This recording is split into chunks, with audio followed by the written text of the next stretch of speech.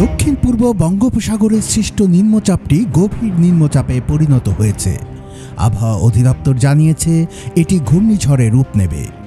২৬ October রোববার আবহাওয়ার বিশেষ বিজ্ঞপ্তিতে এই তথ্য জানানো হয়েছে।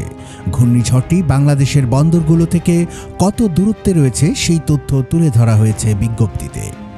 ঘূর্ণিঝড়ে রূপ নিলে এর নাম হবে মন্থা। এটি থাইল্যান্ডের দেয়া নাম। আবহাওয়া বার্তায় বলা হয়েছে গভীর নিম্নচাপটি রোববার সকাল ৬টায় চট্টগ্রাম সমুদ্র বন্দর থেকে ১৩৪০ কিলোমিটার, কক্সবাজার সমুদ্র বন্দর থেকে ১২৭০ কিলোমিটার, মোংলা সমুদ্র বন্দর থেকে ১৩০০ কিলোমিটার এবং পায়রা সমুদ্র বন্দর থেকে ১২৬৫ কিলোমিটার দক্ষিণে অবস্থান করছিল। এটি আরও উত্তর পশ্চিম দিকে এগিয়ে ঘূর্ণিঝড়ে রূপ নিতে পারে। আবহাওয়া অফিস চট্টগ্রাম, কক্সবাজার, মোংলা ও পায়রা সমুদ্র বন্দরকে ১ নম্বর দূরবর্তী সতর্ক সংকেত দেখাতে বলেছে।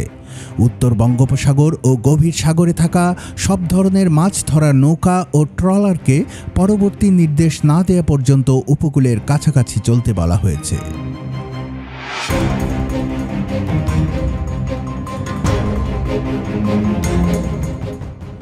গভীর নিম্নচাপটি ঘূর্ণিঝড়ে রূপ নেবার খবর নিশ্চিত করে আবহাওয়া অধিদপ্তর জানিয়েছে এর সম্ভাব্য আঘাতস্থল হতে পারে ভারতের ওড়িশা বা অন্ধ্রপ্রদেশের উপকূল। সোমবার এটি ঘূর্ণিঝড়ে রূপ নিতে পারে। পরদিন মঙ্গলবার এটি প্রবল ঘূর্ণিঝড়ে রূপ নিয়ে ভারতের ওড়িশা ও তামিলনাড়ুর উপকূলে আঘাত হানতে পারে।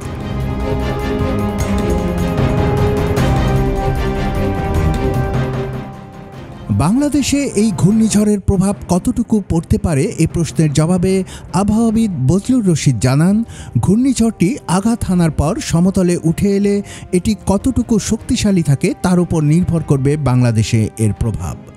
এটি স্থলভাগে উঠে আসার পর দুর্বল হয়ে ভারতের বিহার ও পশ্চিমবঙ্গ হয়ে বাংলাদেশের দিকে আসতে পারে।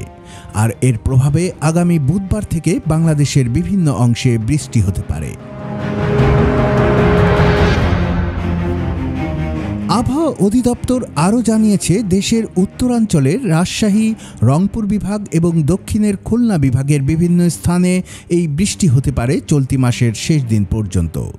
রাজধানী ঢাকা ও পার্শ্ববর্তী অঞ্চলেও বৃষ্টি হওয়ার সম্ভাবনা রয়েছে।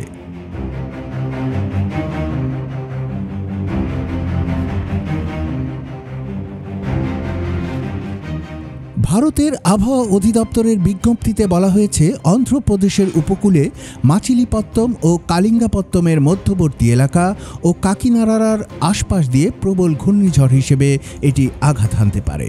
এ সময় বাতাসের সর্বোচ্চ স্থায়ী বেগ ঘন্টায় ৯০ থেকে ১০০ কিলোমিটার এবং দমকা বা ঝড়ো হাওয়ার বেগ ঘন্টায় ১১০ কিলোমিটার পর্যন্ত হতে পারে।